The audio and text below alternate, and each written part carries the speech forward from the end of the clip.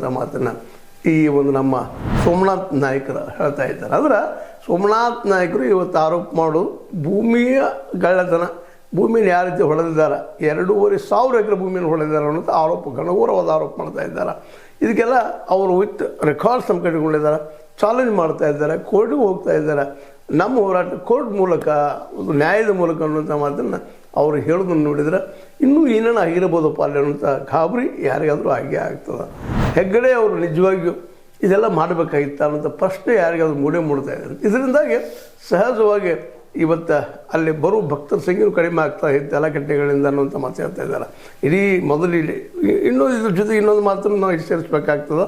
ಈ ಬಡ್ಡಿ ಆಡುವ ವ್ಯವಹಾರದಲ್ಲಿ ಯಾವ ರೀತಿ ಬಡ್ಡಿ ಆಡ್ತಾ ಇದ್ದಾರೆ ಅನ್ನೋಂಥ ಮಾತನ್ನು, ಅದರಿಂದ ಎಲ್ಲ ಸಾಲ ಕೊಡ್ತೀವಿ, ನಾವು ಉದ್ಧಾರ ಮಾಡ್ತೀವಿ, ಬೆಳೆಸ್ತೀವಿ ಅಂತ ಹೇಳ್ತಾ ಇದ್ದಾರೆ. ಇದೇನಿಲ್ಲ, ತಮಗೆ ಸಾವಿರಾರು ಕೋಟಿ ರೂಪಾಯಿಗಳನ್ನು ಈ ಬಡ್ಡಿ ವ್ಯವಹಾರದಲ್ಲಿ ಗಳಿಸ್ತಾ ಇದ್ದಾರೆ, ಕಮಿಷನ್ ರೂಪದಲ್ಲೇ ಅಥವಾ ಬಡ್ಡಿ ರೂಪದಲ್ಲಿ ಅನ್ನುವಂಥ ಮಾತ್ರ ಆರೋಪ ಮಾಡ್ತಾರೆ. ಇದ್ರ ತನಿಖೆನೂ ಆಗಬೇಕಾಗಿದೆ.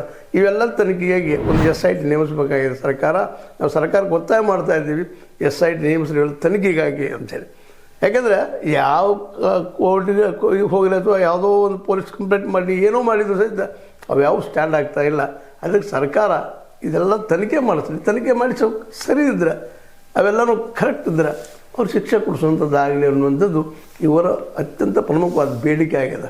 ಈಗ ಹೆಂಗೆ SIT ನೇಮಿಸಿದ್ರು, ಅದು SIT ಏನಾಗ್ತದೋ ಗೊತ್ತಿಲ್ಲ. ಯಾಕಂದರೆ ಈಗ ನೇಮಿಸಿದಂಥ SIT ಹಳ್ಳ ಹಿಡಿಸುವಂಥ ಎಲ್ಲ ಕೆಲಸಗಳನ್ನು ಮಾಡ್ತಾಯಿದ್ದಾರೆ ಕಣ್ಣಿ ಕಾಣ್ತಾ ಇದೆ. ಇನ್ನು ಅಂಥ ಇನ್ನೊಂದು SIT ಈ ಭೂಗಳ ತನಕ ನೇಮಿಸಲಿ, ಸರ್ಕಾರ ನೇಮಿಸಬೇಕು ಅಂತ ಏನೋ ಕೇಳ್ಕೊಳ್ತಾ ಇದ್ದಾರೆ ಸೋಮನಾಥ್ ನಾಯ್ಕರು. ಅದು ಎಷ್ಟು ಮಟ್ಟಿಗೆ ಹೊರಗೆ ಹಾಕ್ತದೋ ಗೊತ್ತಿಲ್ಲ, ಇನ್ನೂ ನೇಮಿಸೋದು ಇಲ್ಲೂ ಗೊತ್ತಿಲ್ಲ. ಅದೇನೋ ಚಿಮ್ರೋಳಿ ಮತ್ತು ಇನ್ನುಳಿದವ್ರು ಕೊಡ್ಕೊಂಡು ಜಾಂತನ ಮಾಡಿ ಒಬ್ಬ ಮುಸುಕ್ದಾರಿನ ತಂದು ಅದು ಹೊಸ ಸಾಕ್ಷ್ಯ ಸಿಕ್ಕ ಅಂಥೇಳಿ ಏನೇನೋ ಗದ್ದಲ ಮಾಡಿ ಅದನ್ನು